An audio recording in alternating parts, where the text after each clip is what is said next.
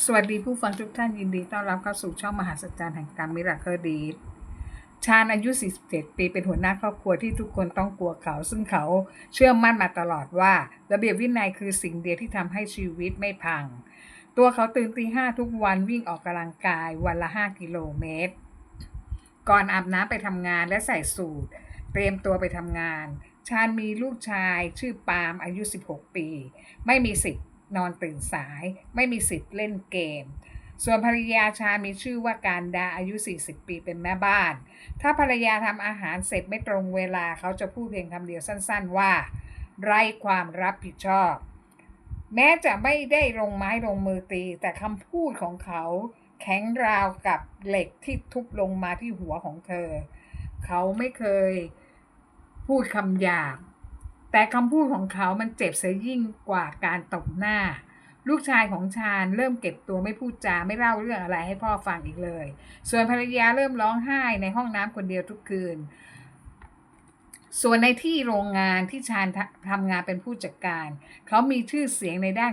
ความตรงไปตรงมาแบบไม่มีใครกล้าพูดสวนกับเขาเลยพนักงานคนไหนถ้า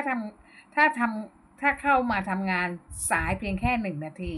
เขาก็จะตัดเงินเดือนทันทีแม่บ้านทำความสะอาดไม่เรียบร้อยเขาก็จะตำหนิกลางที่ประชุมพนักงานแอบซุบซิบนินทากันว่า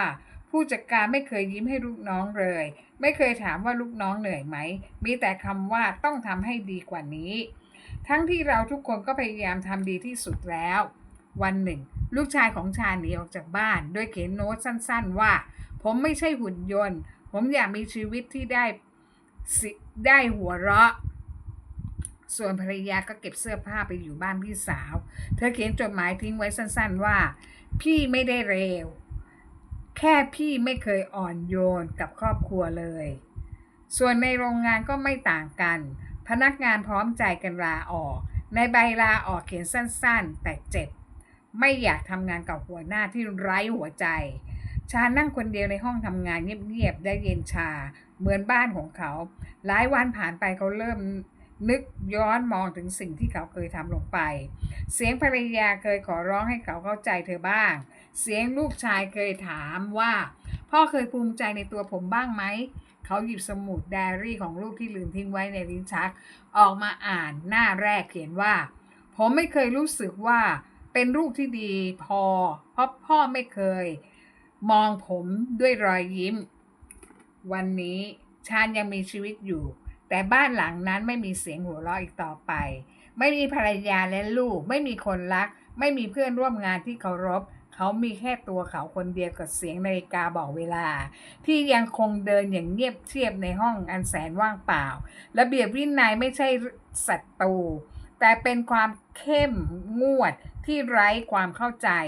ที่ฆ่าทุกความสัมพันธ์ทีละน้อยอย่ารอให้ไม่มีใครอยู่ให้เราจะปรับปรุงตัวเพราะถึงเวลานั้นมันสายไปจะเจ็บกว่าทุกคำในโลกชาญค่อยๆนึกย้อนมองอดีตที่เขาทำกับลูกและภรรยาชาญพูดว่าทำไมอาหารเช้ายังไม่เสร็จ7 โมงเช้าแล้วเดี๋ยวลูกไปโรงเรียนสายการดาบอกว่าขอโทษค่ะวันนี้ไฟฟ้ามันดับเพิ่งซ่อมเสร็จได้สักครู่นี้เองชาญพูดว่าข้อแก้ตัวฟังไม่ขึ้นนี่คือหน้าที่ของเธอถ้าคิดว่าจะเป็นแม่บ้านก็ต้องรับผิดชอบให้ได้ลูกชายปาล์มบอกว่าพ่อครับวันนี้ผมยังทำการบ้านไม่เสร็จเลยเพราะเมื่อคืนนี้เหนื่อยมากจากการซ้อมกีฬาจะแข่งขันในเร็วๆวันนี้พ่อบอกว่าเหนื่อยหรือพ่อทำงานทั้งวันไม่เคยบ่นว่าเหนื่อยสักคำหนึ่งไม่เคยหยุดอ้างแล้วทำตัวให้มีวินัยซะลูกชายน้ำตาซึมพ่อเคยฟังผมบ้างไหมครับคำว่าระเบียบของพ่อมันกลายเป็นกรงเหล็กที่ขังใจทุกคนไม่มีใครกล้าพูดความในใจเพราะรู้ว่ามันไม่มีความหมายอะไรกล่าวถึงลูกน้องของชาญขอโทษครับหัวหน้าผมไปส่งลูกเข้าโรงพยาบาลเลยมาเข้าทำงานสายไป15 นาทีชาญตอบเรื่องของครอบครัวมันไม่เกี่ยวกับที่ทำงานนะนี่มันเป็นองค์กรไม่ใช่สนามเด็กเล่นหักเงินเดือนนี้เลยลูกน้องตอบผมขอแค่ความเข้าใจนิดหน่อยไม่ไม่ได้เลยหรือครับชาญตอบเข้าใจแล้วทำงานไม่เสร็จใครจะรับผิดชอบแทนนาย การดาภรรยาของฉันได้เขียนไดอารี่แทนคำพูดเพราะเธอรู้ว่าเสียงของเธอสามีไม่ฟังไม่เข้าใจวันนี้พี่ต่อว่าฉันเพราะข้าวต้มร้อนแต่พี่ไม่เคยถามฉันเลยไม่เคยมองหน้าฉันไม่ได้อยากหนีแต่หัวใจของฉันมันบอกว่าไม่อยากอยู่ตรงนี้อีกต่อไปแล้วการดาบอกชาญลูกไม่อยู่แล้วเขียนโน้ตว่าผมขอโทษครับพ่อแต่ผมขอมีชีวิตของผมเองเพราะผมไม่ใช่เครื่องจักรชาญบอกหนีเหรอเด็กคนนี้หนีหน้าปัญหาแค่นี้เองเหรอพ่อรับไม่ได้การดาตอบลูกไม่ได้หนีหรอกพี่แต่เขากำลังรอดจากบ้านที่ไม่มีความรักต่างหากชาญนิ่งเงียบที่โต๊ะอาหารไม่มีใครกินด้วยทุกอย่างเงียบสนิทจนเริ่มกลัวความคิดของตัวเองเพราะมันบอกว่าเขากำลังเสียทุกอย่างไปเพราะตัวเขาทำตัวเองชาญอ่านโน้ตของลูกชายต่อผมพยายามเป็นคนที่พ่อ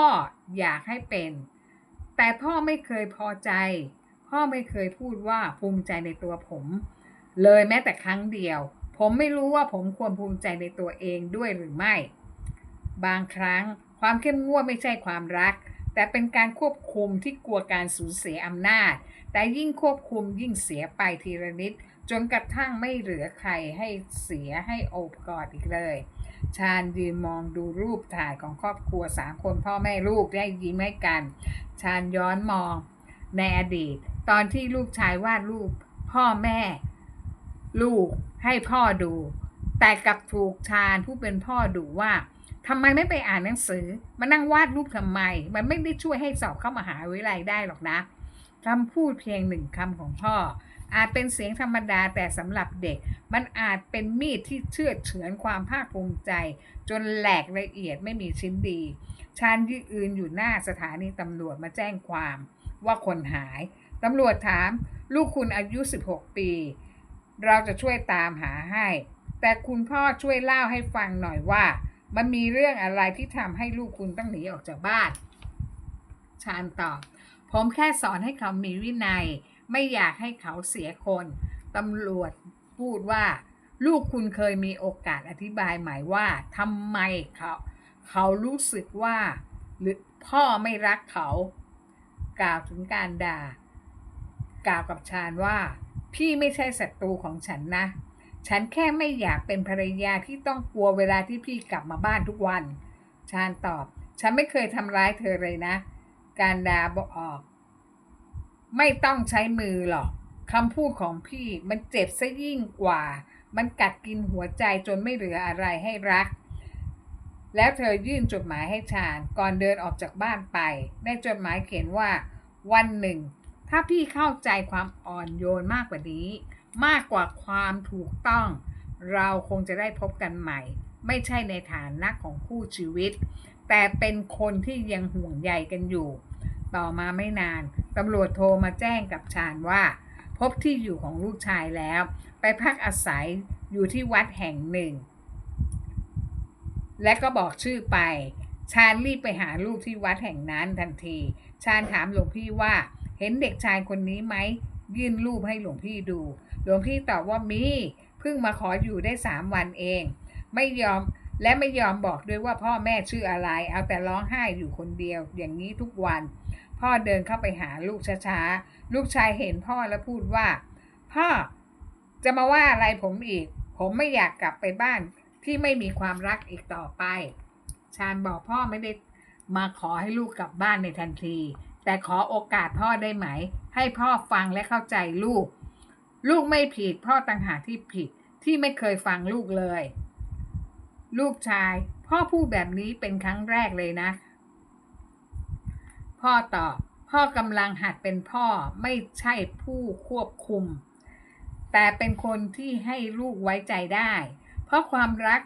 ไม่ใช่แค่การดูแลแต่มันคือการฟังและการยอมรับในความเป็นเจ้าของกันและกันเพราะบางครั้งการให้อภัยเริ่มจากคำขอโทษที่มาจากหัวใจชาญย้อนมองอดีตเกี่ยวกับการด่าภรรยาของเขา การดายืนรอสามีที่หน้าประตูบ้านพอชาญกลับเข้ามาพี่วันนี้ลูกโดนด่าในโรงเรียนเรื่องพฤติกรรมก้าวร้าวชาญบอกเรื่องแค่นี้เองของเด็กๆครูไม่เข้าใจอะไรหรอกอย่าทำเรื่องเล็กให้เป็นเรื่องใหญ่เลยนะการดาเราไม่เคยกอดลูกเลยนะลูกไม่เคยได้ยินคำว่ารักจากปากของพี่เลยชาญตอบจะให้ฉันพูดหวานๆอย่างในละครฉันทำไม่ได้นี่คือโลกแห่งความเป็นจริงนะ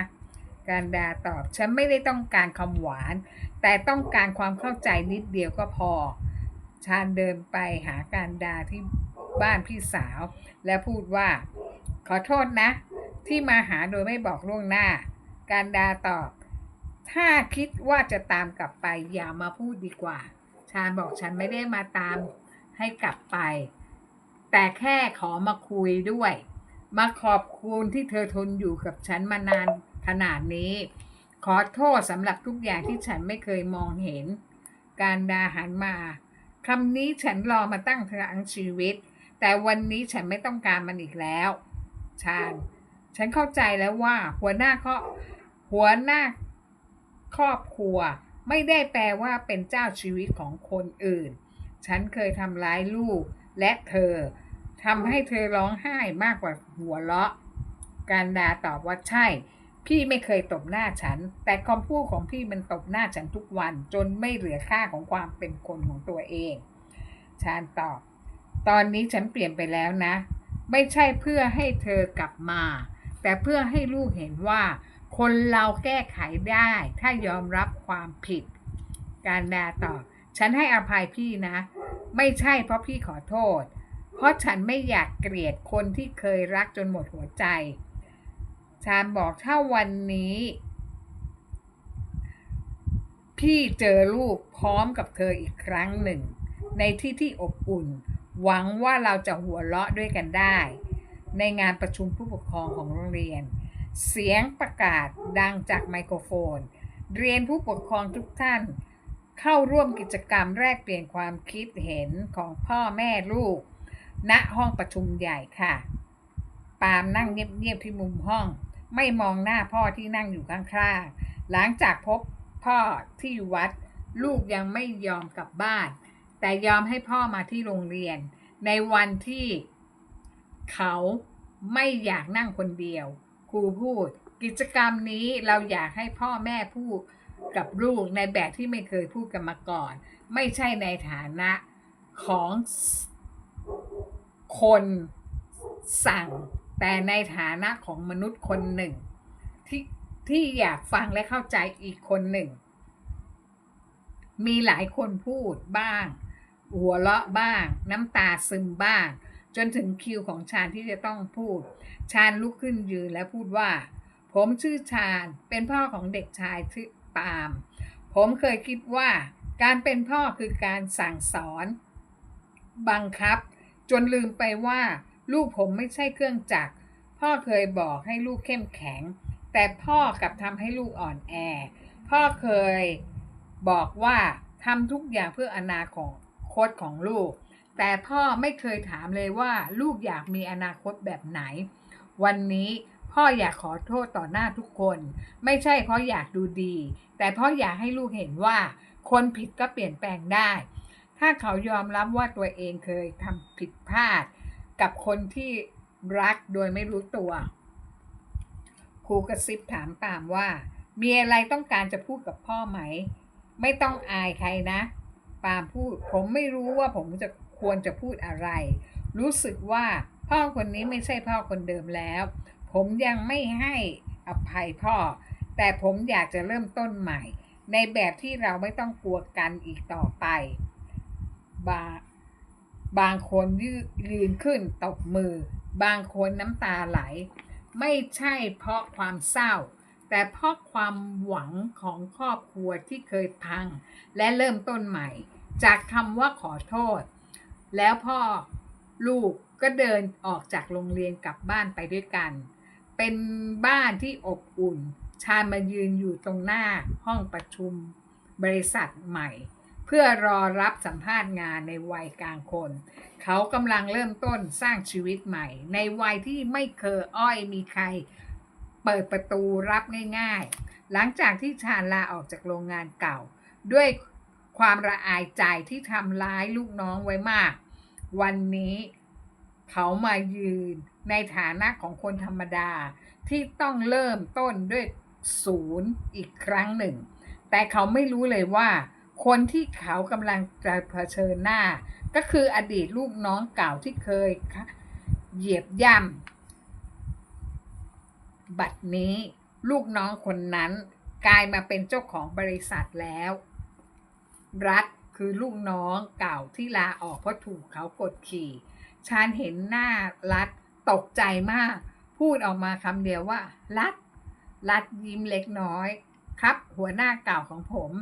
วันนี้มาขอสมัครทำงานกับบริษัทของผมหรือครับภาพอดีตผุดขึ้นมาทันทีชาญดุว่ากล่าวรัฐคุณทำงานได้แค่นี้เองเหรอส่งงานไม่ทันแล้วจะเอาอะไรไปเลี้ยงลูกเมียได้รัฐบอกผมทำเต็มที่แล้วครับหัวหน้าผมอยู่ถึงตี 2ทุกวันเลยชาญบอกไม่มีคำว่าพอแล้วจำไว้ในวันที่ชาญอยู่บนยอดเขาแล้วเหยียบย่ำคนที่อยู่ข้างล่างด้วยคำพูดจงใจให้เจ็บโดยไม่รู้ตัวว่าคนที่โดนด่านั้นจำไม่ลืมรัฐพูดว่าคุณรู้ไหมว่าผมกลับไปร้องไห้กับต่อหน้าลูกเมียทุกวันผมอธิบายไม่ได้ว่าทำไมคนที่ผมเรียกเขาว่าหัวหน้าถึงมองลูกน้องเหมือนขยะชาญก้มหน้าผมจำได้และขอโทษผมเสียใจรัฐบอกว่าแค่คำว่าขอโทษไม่สามารถลบภาพอดีตได้แต่ผมไม่ใช่คนที่อาฆาตพยาบาทผมแค่อยากรู้ว่าวันนี้คุณมาเพื่อทำงานหรือมาเพื่อหนีผลของตัวเองที่ทำเอาไว้ชาญตอบผมมาเพื่อทำงานในฐานะของคนธรรมดาที่เรียนรู้ว่าอำนาจไม่ได้ทำให้ใครสูงส่งขึ้นแต่จะการยอมรับผิดต่างหากที่ทำให้คนเรายังเป็นมนุษย์อยู่รัฐตอบว่าแล้วถ้าผมบอกว่าเรายังลังเลที่จะรับคุณเข้ามาทำงานในทีมของผมเพราะผมยังกลัวชื่อของคุณอยู่ในหัวใจผมเลยชาญบอกให้ผมได้ทำงานจากจุดที่ต่ำที่สุดก็ได้แต่อย่าปิดโอกาสให้คนที่อยากเปลี่ยนแปลงตัวเองอย่างจริงใจรัฐบอกผมจะพิจารณาอีกครั้งไม่ใช่เพราะคุณเคยเป็นหัวหน้าผมแต่เพราะผมเห็นสายตาของคนที่เจ็บปวดและอยากชดเชยมันจริงๆชาญตอบขอบคุณครับนี่ไม่ใช่ความเจ็บปวดของตัวเองแต่เป็นอาวุธที่ทำลายตัวผมเองการดาเดินมาเปิดประตูและพบกับชาญยืนถือกระถางต้นไม้เล็กๆในมือบนกระถางเขียนว่าปลูกใหม่ได้เสมอการดาถามว่าพี่ทำอะไรเนี่ยชาญยิ้มอย่างจริงใจต้นไม้นี้ชื่อว่าสันติใครเลี้ยงและดูแลด้วยใจมันจะงอกงามแม้ดินจะแห้งแล้งผมเลยอยากจะลองปลูกมันกับเธออีกครั้งหนึ่งวันนี้เพราะเป็นวันเกิดของลูกผมเพิ่งรู้ว่าสิ่งที่ลูกต้องการไม่ใช่ของขวัญราคาแพงแต่เป็นบ้านที่อบอุ่นไม่ทำให้เขาร้องไห้การดาตอบแต่บ้านไม่ใช่แค่มีหลังคามันต้องมีใจที่น่าอยู่ด้วยชาญผมไม่แก้ตัวมีแค่ความรู้สึกผิดและสัญญาว่าจะไม่ทำให้ใครต้องรู้สึกโดดเดี่ยวในบ้านของตัวเองอีกต่อไปปาล์มกลับจากโรงเรียนพอเปิดประตูบ้านเข้ามาเห็นพ่อกับแม่อยู่ด้วยกันปาล์มเรียกแม่การดาพูดว่าพ่อมาขอโอกาสอีกครั้งหนึ่งนะลูกและแม่ก็คิดว่าบางครั้งคนเราก็ต้องเรียนรู้จากการเจ็บปวดถึงจะเข้าใจคำว่ารักว่ามันไม่ใช่แค่ให้แต่ต้องฟังด้วยปาล์มเดินเข้าไปกอดแม่และพ่อและพูดว่าพ่อสัญญาได้ไหมว่าจะฟังผมบ้างเวลาที่ผมพูดคำว่าเหนื่อยชาญบอกว่าพ่อสัญญาจะเริ่มต้นฟังให้มากกว่าพูดที่โต๊ะอาหารมีข้าว3 จานและเสียงหัวเราะเบาๆของครอบครัวที่กำลังเริ่มต้นใหม่อีกครั้งหนึ่งชาญ วันนี้พ่อเป็นคนล้างจานเองนะ การดาบอกว่าต้องล้างให้สะอาดด้วยนะพี่ปาบอกผมเป็นคนเช็ดโต๊ะเอง บ้านเราจะได้สะอาดทั้งจานและหัวใจ ชีวิตคนเราไม่เคยสายเกินไป ถ้าเรากล้าที่จะยอมรับความผิดพลาด และเริ่มต้นใหม่ด้วยความรักที่แท้จริงกล่าวถึงที่ทำงานใหม่ของชาญรัฐเจ้าของบริษัท คุณชาญงานของคุณที่ส่งผมเมื่อคืนนี้ดีมากเลยครับ ทีมงานเราเริ่มไว้ใจคุณแล้วนะ ชาญพูดขอบคุณครับ ผมจะไม่ทำให้ผิดหวังเลย ครั้งนี้ผมมาทำงานไม่ได้มาล่าความสำเร็จ แต่ทำเพื่อลูก ให้ลูกเห็นว่าพ่อของเขาไม่ใช่คนที่พังตลอดไป สวัสดีค่ะ